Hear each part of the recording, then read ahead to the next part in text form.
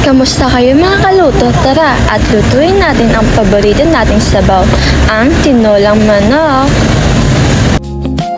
Bago tayo magsimula, syempre, bumili muna tayo. Kailangan nating sariwang manok, sayote, dahon ng malunggay, sibuyas, bawang, luya, tanglad, at pampalasa.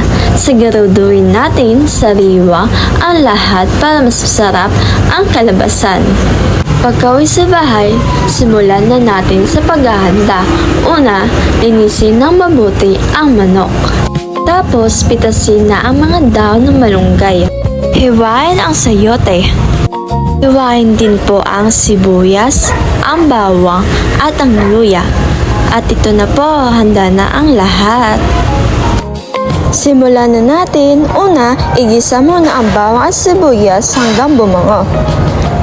Sunod naman, ilagay ang manok at lutuin na bahagya hanggang maging kayumanggi ang kulay nito.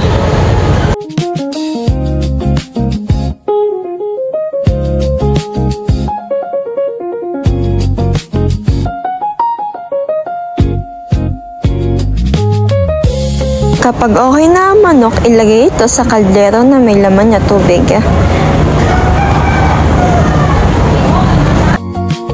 Habang hinihintay natin itong kumulo, linisin muna natin ang sayote. Kumulo na nga po, kaya ilagay na natin ang sayote. Ilagay din natin ang tanglad para mawala ang lansa nito.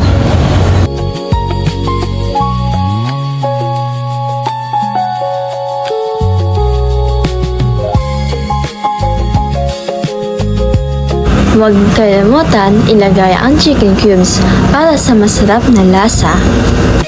Huling ilagay ang malunggay. Huwag nang patagalin ang pagluluto para hindi malanta at manatili ang sustansya. At ito na ang ating mainit at mabangong tinolang manok. Tignan nyo, nakakatakam din, di ba? Tikman na natin. Masarap siya, masarap. Masarap po, masarap. Masarap po. Depende na sa buong ka.